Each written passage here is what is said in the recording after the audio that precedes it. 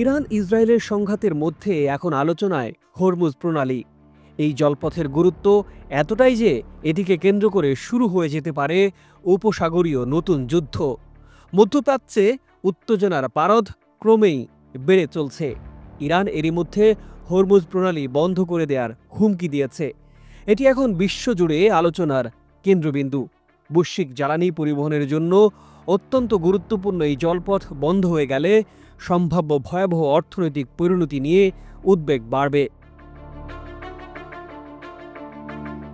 National Iranian American কাউন্সিলের president Jamal আবদি এই হুমকিকে ইরানের জন্য ট্রাম্প কার্ড হিসেবে দেখছেন। আন্তর্জাতিক সংবাদ মাধ্যমের ভাষ্য অনুযায়ী ইসরায়েলের হামলার জবাবে হরমুজ প্রণালী বন্ধ করার বিষয়টি ইরান গুরুত্ব সহকারে পর্যালোচনা করছে। হরমুজ প্রণালীটি ইরান ও ওমানের মধ্যে অবস্থিত, যা সংযুক্ত করেছে পারস্য উপসাগর এবং ওমান উপসাগরকে।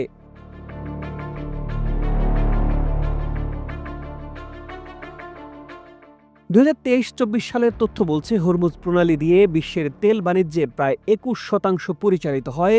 এটি দিয়ে প্রতিদিন গড়ে 20.5 মিলিয়ন ব্যারেল অপরিশোধিত তেল এবং তরল প্রাকৃতিক গ্যাস বা এলএনজি পরিবহন করা হয়। ধারণা করা হয় হরমুজ প্রণালী বন্ধ করে দেয়া মানে বিশ্ব অর্থনীতির শ্বাসরোধ করা। অর্থনীতিতে এর ব্যাপক প্রভাব পড়বে। বিশেষজ্ঞরা মনে করছেন হরমুজ প্রণালী বন্ধ হয়ে গেলে বিশ্ববাজারে অপরিশোধিত জ্বালানির তেলের সরবরাহ মারাত্মকভাবে ব্যাহত হবে। এতে তেলের দাম আকাশচুম্বী হবে এবং বিশ্বব্যাপী মূল্যস্ফীতি নিয়ন্ত্রণের বাইরে চলে যাবে। এর ফলে বৈশ্বিক অর্থনীতিতে মন্দার ঝুঁকি আরও প্রকট হবে। যেখানে ইসরায়েল ইরানে হামলার পরে বিশ্ববাজারে জ্বালানি তেলের দাম এরই মধ্যে বেড়েছে।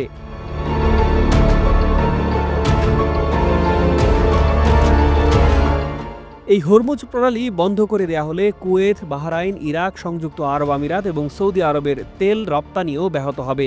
সৌদি আরবকে তখন লোহিত সাগরের বন্দরের উপর নির্ভর করতে হবে, যা তেল সরবরাহে ঘাটতি সৃষ্টি করবে বিশ্বজুড়ে। এশিয়ার দেশ জাপান, চীন সহ যুক্তরাষ্ট্র এবং পশ্চিম ইউরোপের দেশগুলোতেও তীব্র তেল সংকটে পড়বে।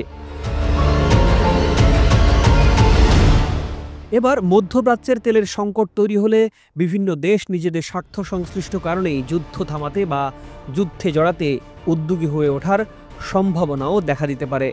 তবে 1982 সালের আন্তর্জাতিক সমুদ্র আইন অনুযায়ী প্রণালীটি আন্তর্জাতিক জলপথ হিসেবে বিবেচিত, যেখানে সব দেশের জাহাজের অবাধ চলাচলের অধিকার আছে।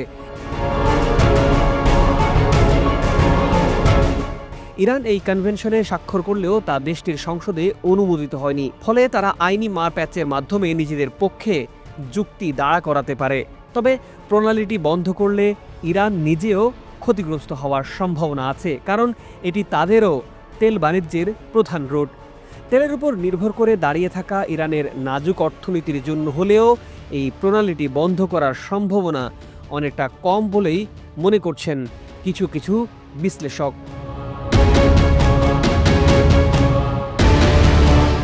প্রিয় দর্শক, ইরান ও ইসরায়েলের যুদ্ধাবস্থার সবশেষ খবরাখবর পেতে চ্যানেলটি সাবস্ক্রাইব করে আমাদের সঙ্গেই থাকুন।